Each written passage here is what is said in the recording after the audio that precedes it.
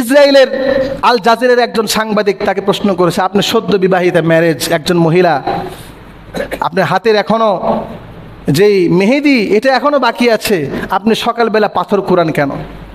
আপনার কি বাসর রাত করার ইচ্ছা নাই? আপনার সুন্দর বিছানা ছেড়ে আপনি কেন পাথর কুড়িয়ে এনে তাদের বিরুদ্ধে যুদ্ধ করছেন? মহিলা তার ঈমান দেখেন, সে বলছেন, আমি তো সুমাইয়া রাদিয়াল্লাহু আনহার উত্তরসূরি।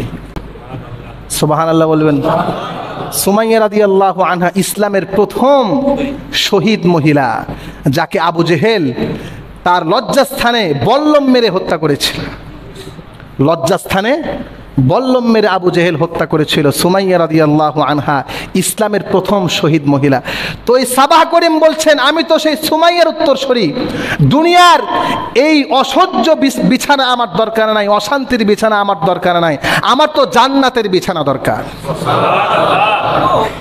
এই বিছানা দিয়ে আমি কি করব? আমার বাসর রাতের বিছানা আজকে আছে কালকে নাই, আমি আমার বাসর করতে পারবো কিনা আমার গ্যারান্টি নাই। আমার জামাই তো আজকে আছে কালকে থাকবে কিনা সে তো শহীদ হয়ে যেতে পারে। দুনিয়ার এই বিছানার আমার কোনো দরকার নাই, আমি তো সুমাইয়ার উত্তরসূরি। আমার কাল কিয়ামতের ময়দানে আল্লাহ পাকের জান্নাতের বিছানার দরকার। এজন্য আমি প্রত্যেকদিন ফজরের পরে আমি পাথরগুলো কুড়িয়ে আমি নিজেও সহায়তা করি এবং যারা যোদ্ধা তাদেরকে আমি সাহায্য করি। রাসূল করিম সাল্লাল্লাহু আলাইহি ওয়াসাল্লাম এই ফিলিস্তিনিদের ব্যাপারে বলছেন, লা তাযালু তায়ফাতুন মিন উম্মতি আলা দ্বীনি যাহিরিন লিআদুওয়িহিম কাহিরিন লা ইয়াদুররুহুম মান খালাফাহুম ইল্লা মা আসাবাহুম মিন লাওয়া হাত্তা ইয়াতি আমরুল্লাহ ওয়া হুম কাযালিক। রাসূল বলছেন, আমার উম্মতের একটি দল, তারা সব সময় সত্যের উপরে বিজয়ী হয়ে থাকবে। সুবহানাল্লাহ। শত্রুর মনে তারা পরাক্রমশালী হয়ে থাকবে। তাদের আচার, তাদের অ্যাটিটিউড সব সময় শত্রুর মনে কম্পন সৃষ্টি করবে। দুর্ভিক্ষ ছাড়া অন্য কোনো পক্ষ তাদেরকে কখনোই পরাজয় করতে পারবে না। সাহাবায়ে কেরাম জিজ্ঞাসা করলেন, ইয়া রাসূলুল্লাহ ওয়া আইনা হুম? তারা কোথায় থাকে? তারা কোথায়? আপনার ওই বীর পুরুষ জাতি তারা কোথায়, যাদেরকে কখনো কেউ পরাজিত করতে পারবে না? রাসূলুল্লাহ সাল্লাল্লাহু আলাইহি ওয়াসাল্লাম বলছেন, ক্বালা বিবাইতিল মাকদিস। মুসনাদে আহমদের হাদিস। রাসূল বলছেন, তারা হলো বাইতুল মাকদাস এবং বাইতুল মুকাদ্দাস এবং তার আশেপাশের অধিবাসী। সুবহানাল্লাহ বলবেন।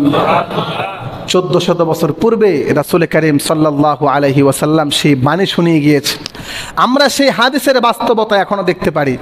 আপনার ঈমান, আমার ঈমান আর তাদের ঈমানকে মিলিয়ে দেখেন, আসমান জমিন পার্থক্য। হ্যাঁ, ওই ঈমান দিয়েই আল্লাহ পাক তাদেরকে জান্নাত দিবেন। জান্নাত পাওয়ার জন্য ওই রকম ঈমান দরকার। তারা দেখেন সরাসরি শত্রুর, আজকেও তো আজকে কত মানুষ মরবে বাইতুল মুকাদ্দাসে, আজকে জুমার নামাজ, কত মানুষ যে আজকে ইসরায়েল হামলা করবে, কত মানুষ মরবে একটু খবর নিয়ে। তারপরে দেখবেন বীরের জাতি মুসলমান, তারা কখনো পিঠ দেখায় না, সব সময় বুক দেখিয়ে এগিয়ে যায়। এরা হলো সত্যিকারের মুসলমান। এদের থেকে আমাদের শেখার অনেক কিছুই রয়েছে। দুর্ভাগ্যবশত আমরা তাদের জন্য কিছুই করতে পারি না। রাসূল বলছেন, তেল তুমি যদি না পারো তেল হাদিয়া দিয়ে পাঠাও। আমাদের সেই তেলটাও তাদেরকে দেওয়ার মতো কোনো সামর্থ্য নেই। আজকে ইসরায়েলের দিকে তাকিয়ে দেখেন, কত বিমান, কত কিছু তাদেরকে দেওয়া হচ্ছে সাহায্যের জন্য। বিভিন্ন পরাশক্তি তাদেরকে সাহায্য করছে, কিন্তু আমরা এই ফিলিস্তিনদেরকে কোনোভাবেই সাহায্য করতে পারছি না। পারলাম অন্তত দোয়া তো করতে পারব। আর দোয়া সিলাহুল মুমিন, দোয়া হলো মুমিনের সবচাইতে বড় হাতিয়ার। একটা বড় কামান যেই কাজ করতে পারে, দোয়া তার চাইতে দ্বিগুণ কাজ করতে পারে। কথা বলেন ঠিক কিনা? একটা বোমা যে কাজ করে, আল্লাহর কাছে দোয়া করলে এই দোয়াটা হাজারো বোমার চাইতে বেশি কাজ করতে পারে। আমরা কান্নাকাটি করে ফিলিস্তিনের জন্য দোয়া করবো, আল্লাহ আল্লাহুম্মা ইহফাজিল ইসলাম ওয়াল মুসলিমিন, আয় আল্লাহ মুসলমানদেরকে সমস্ত শত্রুদের থেকে তুমি হেফাজত করো। সকলে বলে আল্লাহুম্মা।